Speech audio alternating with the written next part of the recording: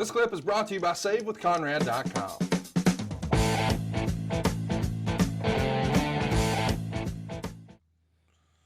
Let's keep going here. Let's talk about the alliance. In 2001, Shane makes his third face run, this time by feuding with his father. The feud with Vince was due to the elder McMahon's kayfabe affair with Trish Stratus and Vince's spiteful demand to divorce Linda McMahon.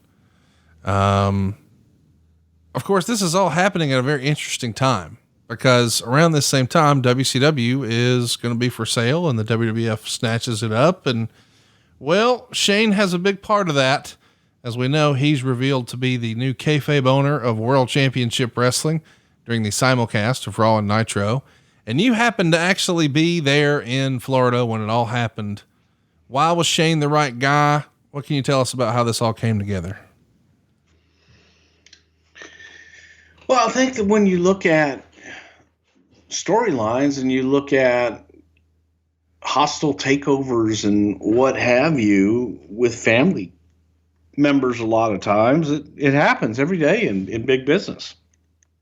So the idea was to have one of his family members actually go down and scoop it out from under him being Vince. And the logical person at that point was Shane, because we had the match coming up with Vince and Shane at WrestleMania. So it was able to feed into that storyline, and then later on Stephanie with ECW and what have you, and the whole kids versus the dad scenario that came up from that. But Shane was a strong character, and there was back in crazy days of scenarios of what ifs, of what if we bought WCW and what if we ran it as a completely separate entity and had two separate companies, and the two didn't cooperate. I mean, obviously they would, but it wouldn't be, you go run your business, we'll go run our business. And just those kind of scenarios just took us back to Shane being the one to buy it out from Vince.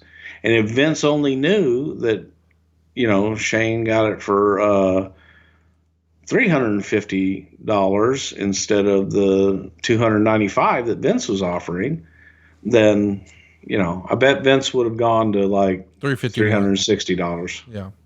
Like Price is Right. He'd have went $351. $351. Yeah. And he would have gotten it. So let's talk about WrestleMania 7. Of course, that whole simulcast thing happens. All right. You know what? No, let's double down for a minute. Let's talk about that.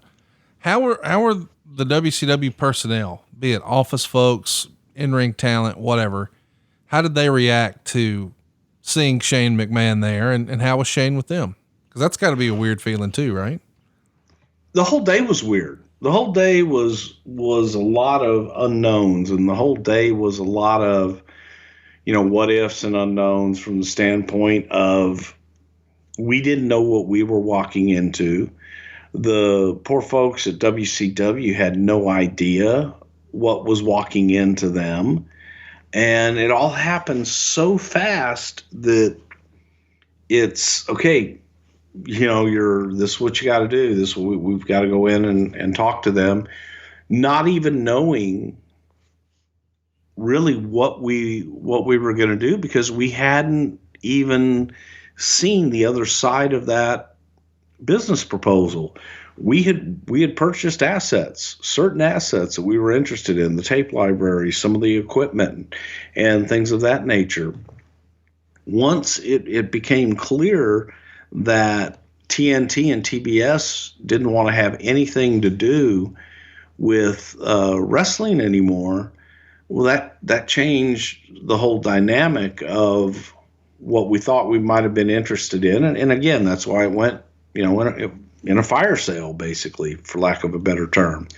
So we didn't have a lot of answers. And going into it, the WCW guys, well, shit, I think most of them wanted jobs. They didn't want to be out on the street and wondering, what am I going to do next?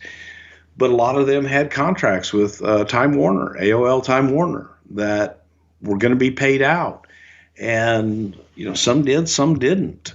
But we still had not been able to have access to go through all of that shit. So there was no way to give them a lot of answers.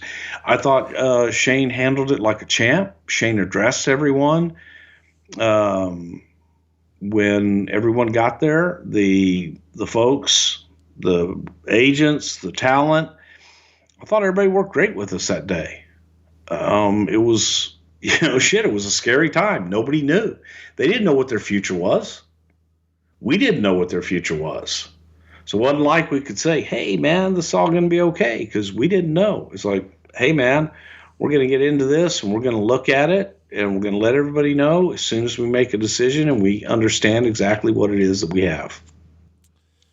I also want to mention that he becomes, at least on air, a part of the feud with Stone Cold Steve Austin. In the early days of that angle, McMahon is going to offer support for his father in these cameo roles, and he's not going to become an enforcer like Gerald Briscoe and Pat Patterson, but you saw lots of fun stuff, like the famous montage of Vince chasing the chicken like Rocky. Shane is there. Did you produce those vignettes or those little skits with Vince? Thank God, no. Yeah. I can only imagine. Of course, these days, Shane is married to Marissa Mazzola, who briefly appeared in the company in the late 90s as an announcer. Together, they have 3 sons. You saw them all at WrestleMania 32, accompanying Shane to the ring against The Undertaker there. You've also probably seen them in the crowd for some appearances here or there. I want to say Marissa hosted a couple episodes of Livewire and some other shows, and I recall her being really good. Why did she choose to do some on-air stuff, and why did she stop?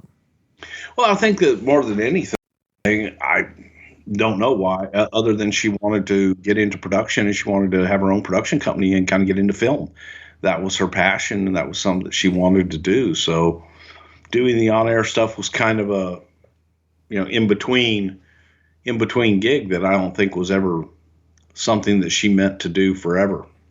After Survivor Series, McMahon leaves Raw to focus his attention on the executive creative staff and his new family.